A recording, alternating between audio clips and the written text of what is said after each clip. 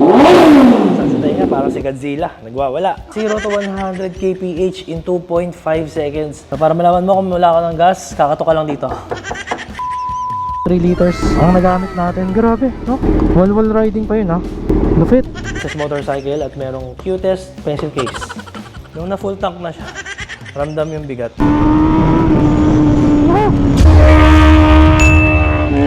Noong 1990, nilabas ni Kawasaki ang ZZR 1100 at ito ang pinakaunang hyperbike at tinaguri ang the fastest production motorcycle in the world. Taong 1997, tinalo na siya ni Honda dahil nilabas nila ang CBR 1100XX Blackbird. Noong 1999, nilabas naman ni Suzuki ang GSX 1300R or yung tinatawag na Hayabusa at ito na ang nag-claim ng world's fastest motorcycle in production. And then, syempre, di papayag si Kawasaki kaya noong 2009, nilabas naman niya ang ZX-12R para ma-claim ulit ang title nila for the world's fastest motorcycle. Pero, hindi pa ito lumagpas sa speed ng 1300R. Kinulang siya ng konti. Hindi pa nasiyahan si Suzuki. Naglabas pa siya ng 1340cc na Hayabusa Gen 2 na mas mabilis pa dun sa Gen 1 na Hayabusa dahil tumaas ang kanyang displacement which is 1340cc na siya from 1300. And then noong 2006, nilabas na ni Kawasaki ang ZX-14R para tuldukan na ang competition. Dahil ito na ang may pinakamalaki sa lahat. Meron na tong 1441cc displacement na kayang tumakbo ng 0 to 100 kph in 2.5 seconds at may top speed na 335 kph. Tinalo niya na ang Hayabusa as the fastest production motorcycle in the world. At meron siyang quarter mile time na 9.6 seconds at top speed of 241 kph. Kaya eto na, ang pinakamalaking ninja, the big daddy of all ZX, ang Kawasaki Ninja ZX-14R.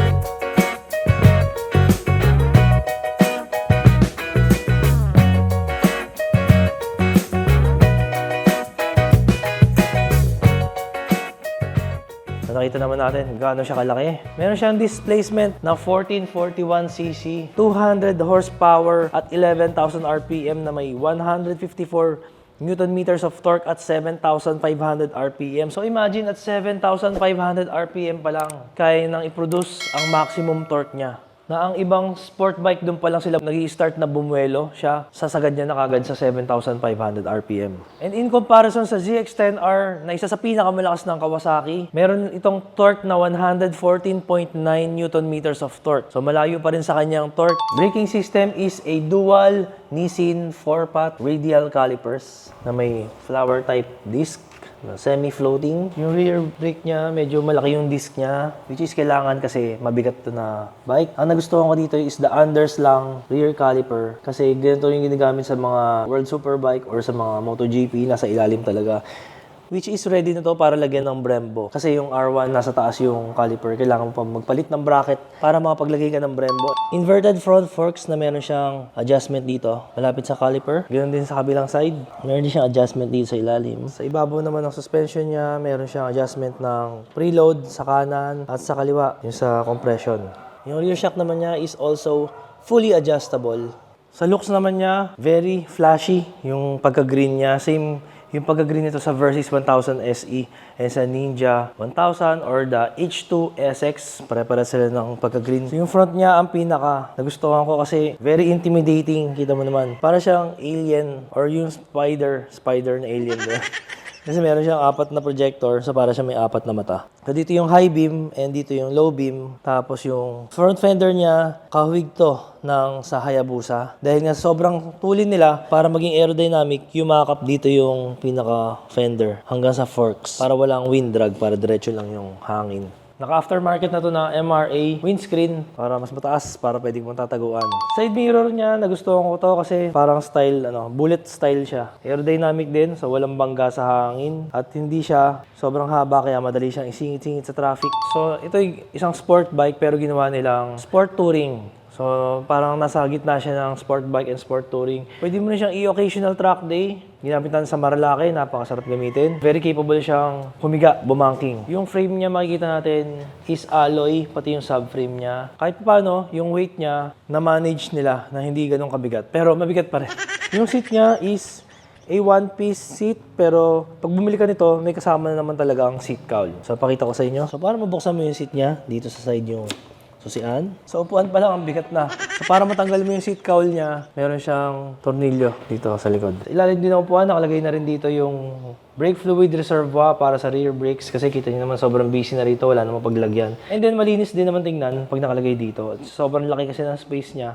Marami siyang pwedeng ilagay. And dito, may makikita tayo dito parang pencil case. So, pwede kang pumasok sa school, may dala kang ballpen or lapis. Pero dito, ang nakalagay dyan, pwede mo siya lagay ng tools, pwede mo siya lagay ng copy ng ORCR. Galing ni Kawasaki, naisipan pa nila yun. Diba? World's fastest motorcycle at merong cutest pencil case. And then dito sa dalawang side naman, may makikita tayong alambre na makapal. So, actually, parang bakal na rin siya na makapal. Ang main purpose nito is sabitan ng helmet. So, dito mo sabit yung helmet mo. Dito naman sa kabilang side is yung sa passenger mo para hindi manakaw yung helmet nyo. So, naisip pa nila yun, di ba? Para siyang same sa mga function ng mga scooters. Yung cooling system niya is maganda kasi kita nyo naman, napakalaki ng radiator. So, wala siyang oil cooler, di na kailangan eh. Napakalaki na kasi ng radiator niya. Kaya nung ginamit natin sa traffic, hindi siya sobrang init. Hindi nga siya halos umabot sa 100 degrees. Seat height check naman tayo. Meron na siyang 31.5 inch seat height and parehas lang siya halos ng ZX4RR. Pero this time, medyo malapad yung subframe niya. Dito niya kasi fuel tank to. Kaya hindi siya ganun kababa pag sinakyan mo. Height natin is almost 5'5" and talagang nakatiptoe na tayo sa kanya. So yung dati, medyo mababa siya kasi yung pala, yung preload niya is nakasagad sa pinaka-softest kaya yung sag niya talaga nakakompress yung shock. Ngayon, tinigasan na yung spring and yung preload kaya talagang ramdam na natin na tumaas na siya. And ngayon, naka-full tank tayo na meron tong capacity na 22 liters. Kaya ramdam natin pag inuuga akong ganyan, medyo top heavy na siya. The riding position naman is sport bike-like. Maganda yung foot peg niya kasi mataas. Siguradong hindi sasayad kahit itodo banking mo. So, hindi mo na kailangan mag-rear set dito. At merong rubber yung kanyang foot pegs. Kaya for touring, long ride, comfortable ka kasi malambot sa pakiramdam sa paa. Tsaka makapit kahit na umuulan, makapit yung rubber. And then yung clip-ons niya, ito hindi masyadong subsob. Kaya pag nag-ride tayo, hindi tayo masyadong nakayuko sa kanya. Medyo semi-subsob. And ganito yung riding position. Pag nagtago tayo, aero position. Ang layo pa. So, kung malaking tao ka, kasyang-kasya ka dito. Ang dami pang space. Ang layo ko na sa tangke, pero may space pa ako dito. So, ito meron tong kasamang takip na CNC, aluminum. Pero, hindi na natin pinalagay. So, sa mga nagtatanong kung bakit daw hindi na ilagay or nalimutan ni kabit, ako yung may sabi doon sa kay AV Moto Tuning na wag nang ibalik kasi mas maganda yung pwede tayong magpihit anytime. Kasi para matanggal mo yung cover na yun, kailangan tanggalin mo yung clip-ons. Eh, pag tinanggal mo yung clip-ons, napakasikip nun. Meron siyang rubber, parang O-ring. Kaya, hindi siya basta matatanggal. So, napakahirap tanggalin. Kaya decide ako, tago ko na lang yung cover para madaling mag-adjust ng suspension. Sa instrument panel nila, nice touch yung nilagay nila na aluminum Kawasaki logo dyan.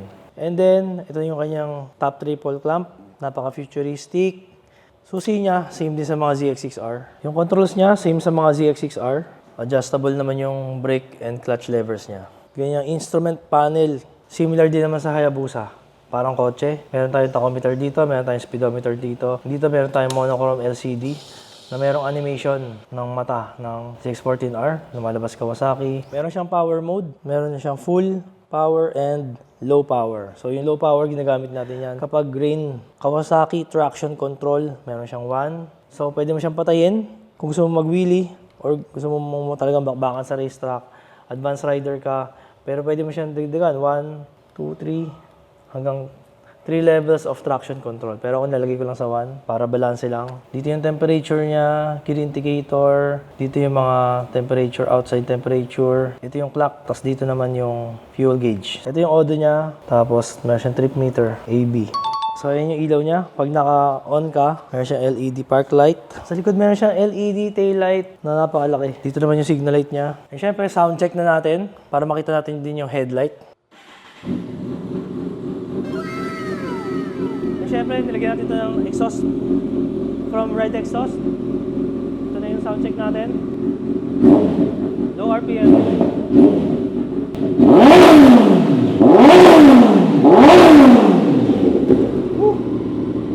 Ang sakit sa tenga, parang si Godzilla, nagwawala. And then yung weight niya is 269 kilos. Pero nawala na yung dual muffler. So pagpalagay natin mga 250 plus kilos. Plus the full tank na 22 liters.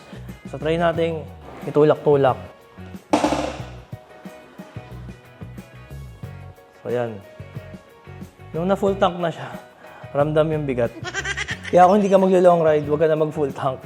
Kasi talagang naramdaman ko na yung pagiging top heavy niya nung na full tank siya. Ang isa pang malupit na feature nito, sport bike siya pero meron siyang center stand. Akala mo yun, naisipin pa nilang gumawa ng center stand para dito. Kaya talagang dami niya accessories. So sa left side, makikita natin na meron siyang pedal para sa center stand. And meron ditong CNC aluminum na handle. So napakaganda ng forma, di ba? Akala mo kasi hawakan ng samurai. Yan talaga ay hawakan ng center stand.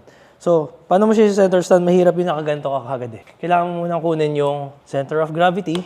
Pag nakakuha mo na siya, kailangan diretso lang yung gulong sa harapan. Pag-apak mo dito, center stand, kailangan committed ka. Diretso mo siya. Diretso, ganyan. So, ganoon lang kadali. Buhatin ng 269 kilo na big bike. Pero kailangan talaga bibiglayin mo committed ka. Hindi pwede yung medyo nag-aalangan ka or medyo kinakabahan ka. Kasi pag kinabahan ka or na out of balance ka, pwede kang matumba sa kabila. So dito naka-throttle cable pa siya. Naka-radial Nissin Brake Master siya para sa front. Dito naman sa left side, meron tayong makikitang brake fluid reservoir kasi yung clutch niya ay hindi cable type. Gumagamit siya ng Clutch Master pump na naka-brake fluid na rin. So ganoon na kasi kalakas yung kanyang makina. Kaya kailangan na ng mas magandang clutch system. So ganoon na kasi kalakas yung kanyang makina. Kaya kailangan na ng mas magandang clutch system. So ito yung fuel tank niya, hanggang dito, katukin natin. Di ba? So para malaman mo kung wala ka ng gas, kakatok ka lang dito. Parang wala ng laman, malalaman mo yun. Depende sa katok. Hindi mo na kailangan mag-check. Yung overall na haba naman niya, i-compare natin sa ZX-10R na merong 82 inches. Ito naman ay merong 85.4 inch yung overall length niya. Kaya makikita natin talaga na sobrang haba niya. So tatry kong dumipa. Ganyan. Isang dipa. Parang kulang pa, no? Kulang pa isang dipa. So ganyan siya kahaba. Tires niya naman is 120 for the front and 190 yung lapad sa rear. And speaking of tires, gumamit tayo ng Shinko Verge 2X, which is the dual compound. So makikita natin dito, pagdating sa side, ito, parang nagkukulangot siya. So kudos to Shinko. Maganda yung ginawa nilang tire dito. Kasi hindi siya sobrang mahal, pero quality. Shinko is made in Korea. So pag ganyan nagkukulangot yung gulong, isabihin, makapit yan. So, di sa gitna niya is medium compound para mas matagal maubos kasi nga mabigat din yung motor, maganda mang long ride. And pag bankingan na, dito sa side na to, ito na yung soft compound na pwede kang bumanking. So, makikita natin hanggang dito lang ako sa kanan. Pagdating sa kaliwa, medyo umabot ako dito. No, almost nasagad natin. Pero hindi ko kasi siya masagad ng todo kasi medyo natatakot pa ako. Dahil alam niyo naman, rare bike to. Mahirap kumahanap ng pairings na ito, mahirap umorder. Kaya wala pa siyang frame sliders. Siyempre, alalay din tayo sa paggamit. So, full tank method tayo ngayon. Grabe, 6.38 liters ang nagamit natin. At 85 kilometers ang total. So, 5.2 divided by 6.38. 13.35. 13.3 liters ang nagamit natin. Grabe, no? Wall-wall riding pa yun, ha? Lupit. Wall riding and traffic. Not bad, 13.3. Sobrang tipid nun. So itong 14R, para din siyang H2 kasi meron siyang cool factor. Cool factor tsaka rare factor kasi konti lang ang meron eh. So hindi ka lagi nakakakita ng ganito. Anong nangyari dito? Banggaan ba to o ano?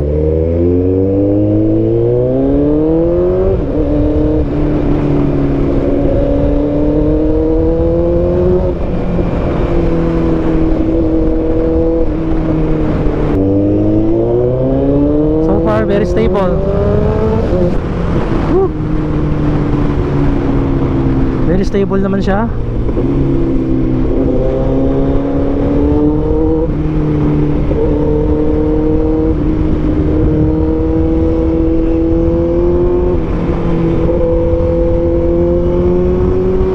Sa singit-singit, hindi siya mahirap gamitin eh. Tapos yung wheelbase niya, hindi siya sobrang haba. Para lang siyang H2 kung isisingit-singit.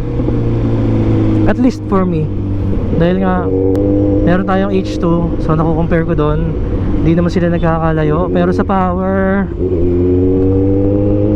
ramdam mo to rin yung sipa ng supercharge. Pero instant pa rin dito. Ayun, mas instant to. Instant. Yung supercharge medyo bubuelo siya ng konting-konti. Dito, pagpiga mo, yun na eh. Yun yung NA. Naturally aspirated engine. Hindi na siya bumubuelo. Ang ganda rin ng heat management ni Kawasaki dito. Usually dapat pag ganito kalaking makina, dapat napakainit na. Pero hindi siya sobrang init. Para mas mainit pa nga sa kanya yung Yamaha R1 ko. Yung init niya halos same sila ni Fireblade. Maganda yung cooling system nila. Yun yung isa sa mga inaayawan sa pagdating sa liter bike, super bike, yung init eh. Nakasabay tayong GS, mahirapan siya sumingit. Ayun, kaya siya. Malapad kasi handlebar ng GS eh. So yung kagandahan ng sport bike, di ba? Compress yung profile niya, yung handlebar niya, tsaka yung side mirror niya. Well balanced bike. Hindi ka mahihirapang isingit-singit.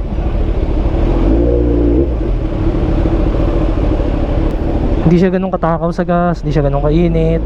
Although pag mabagal, ayan, pag biglang preno, ramdam mo na nag-i-struggle yung brake na pahintuin yung bike. Doon mo na mararamdaman yung bigat niya, yung added weight niya. Sobrang liksi.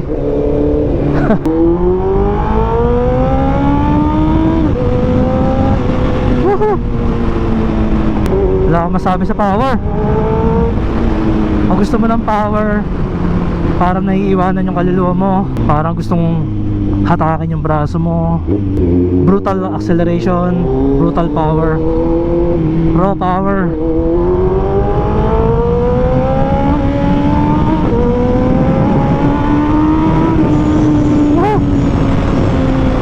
Isang piga, napaka-solid. Pati yung tunog, meron siyang character. So kung mahilig ka sa sport bike at gusto mo ikaw mabita king of the sport bike, so, gusto mo maging king of the road, lalo sa mga highway, educational twisties, diba? It's a blessing na magkaroon ng ganitong bike, makapag-try ng ganitong bike.